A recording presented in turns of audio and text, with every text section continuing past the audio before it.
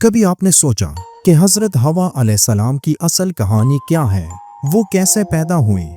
کیوں زمین پر بھیجی گئیں؟ اور ان کی زندگی میں کون سے ایسے راز چھپے ہیں جو آج بھی دل دہلا دیتے ہیں؟ اللہ نے انہیں زمین پر کہاں اتارا اور زمین پر اترنے کے بعد ان کے ساتھ کیا ہوا اور ان کو کہاں دفن کیا گیا؟ للت کون تھی جسے قدیم کتابوں میں حضرت آدم علیہ السلام کی پہلی بیوی مانا جاتا ہے؟ حضرت آدم علیہ السلام اس دنیا کے پہلے انسان تھے۔ اللہ نے انہیں مٹی سے بنایا اور اپنی روح پھونک کر زندگی عطا کی۔ آدم علیہ السلام جنت کی پرکشش اور دل فریب فضاؤں میں رہنے لگے۔ ان کے ہر طرف سرسبز باغات، ندیوں کا صاف پانی، چمکتے ہوئے مناظر تھے۔ مگر اتنی خوبصورتی کے باوجود آدم علیہ السلام کے دل میں تنہائی کا احساس جاگا۔ کائنات کے ہر جوڑے کو ایک دوسرے کا ساتھی بنایا گیا تھا، لیکن آدم علیہ السلام کے پاس کوئی ہمراز نہ تھا۔ تو اللہ تعالیٰ نے ان کی اس تنہائی کو جانا اور انہیں ایک ساتھی دینے کا فیصلہ فرمایا۔ ایک دن اللہ نے حضرت آدم علیہ السلام کو گہری نیند میں ڈال دیا۔ اس نیند کے دوران اللہ نے ان کی پسلی کی ہڈی سے ایک اور مخلوق کو پیدا فرمایا۔ وہ ہستی تھی حضرت حوا علیہ السلام۔ جب آدم علیہ السلام نیند سے بیدار ہوئے تو انہوں نے اپنی زندگی کی سب سے حسین مخلوق کو اپنے سامنے پایا۔ ان کے دل میں انس اور محبت کی ایک ایسی لہر دوڑ گئی جو اس سے پہلے کبھی محسوس نہ کی تھی۔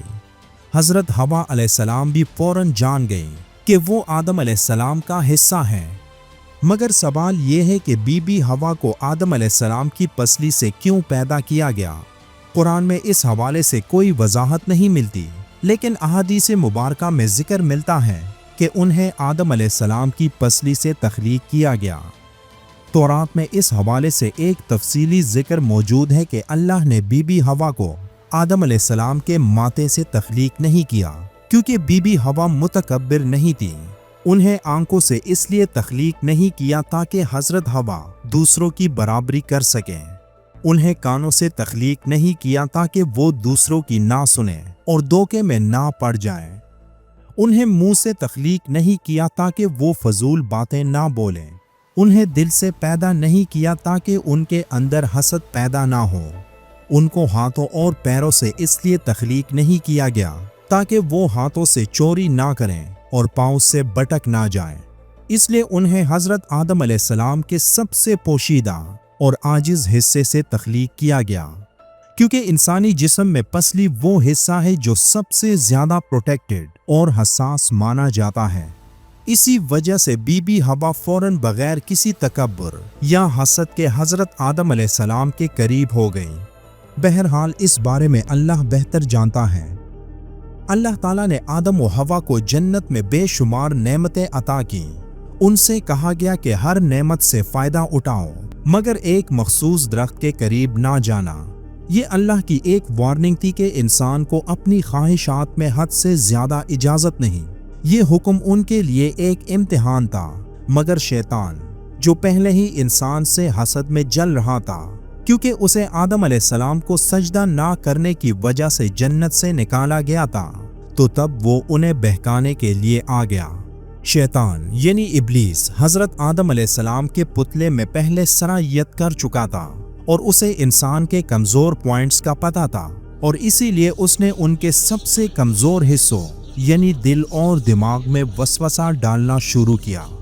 جنت میں وہ داخل نہیں ہو سکتا تھا، اس لیے شیطان جنت کے دروازے میں کھڑا ہوا اور سرگوشیوں میں انہیں کہنے لگا کہ اگر اس درخت کا پھل کھالو گے تو ہمیشہ زندہ رہو گے اور فرشتوں جیسے ہو جاؤ گے۔ حضرت آدم علیہ السلام نے پہلے تو ان آوازوں کو نظر انداز کیا، لیکن مسلسل سرگوشیوں اور وسوسوں سے وہ شیطان کے بہکاوے میں آ گئے اور اللہ کے حکم کے خلاف اس درخت کا پھل کھا لیا۔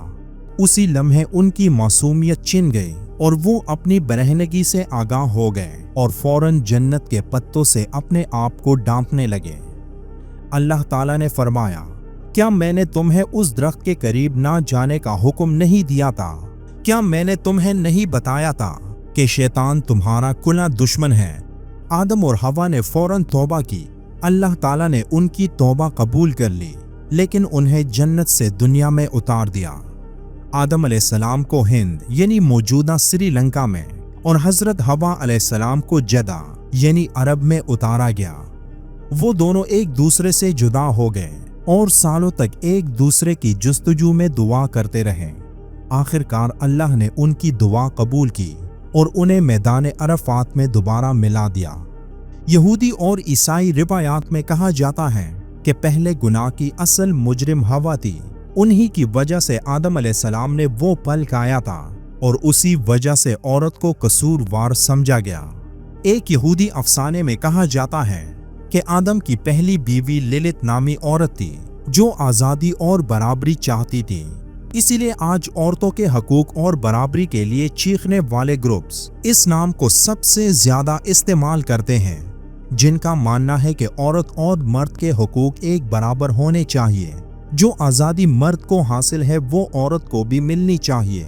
जिनका ये भी मानना है कि हवा को आदम अलैहिस्सलाम की पसली से तख्लीक किया गया, लेकिन लिलित को उस मिट्टी से तख्लीक किया गया जिस मिट्टी से हजरत आदम अलैहिस्सलाम को बनाया गया, और इसीलिए लिलित का मुकाम बीबी हवा से ऊंचा था।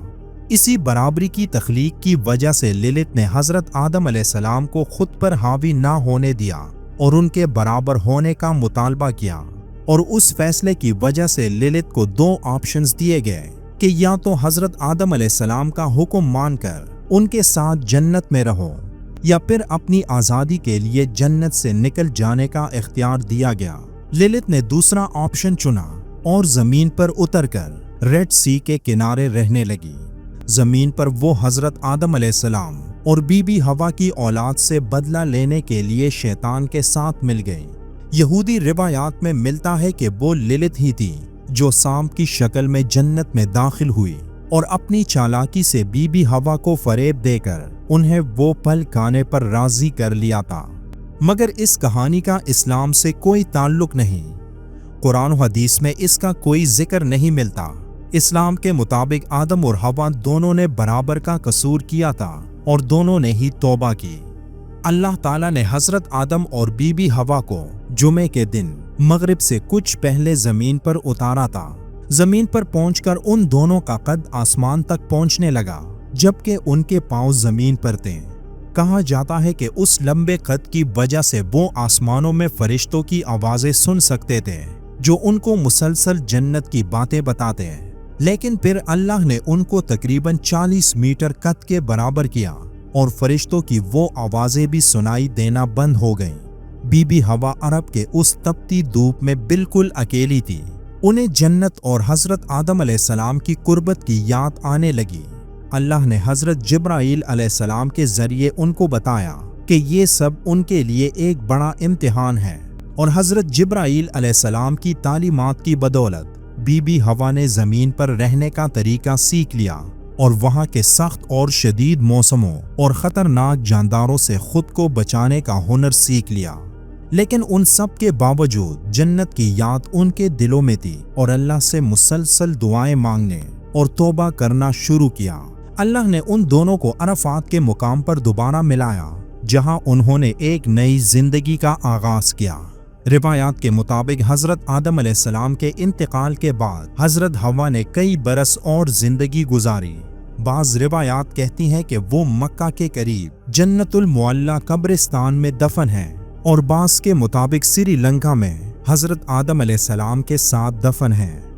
वीडियो अच्छी लगी हो तो इसे लाइक और शेयर जरूर करें। वीडियो के आखिर में एक बार दुरूद पाक पढ़ना मत भूलिएगा। मिलते हैं एक और मालूमाती वीडियो में, तब तक के लिए अल्लाह हाफिज़।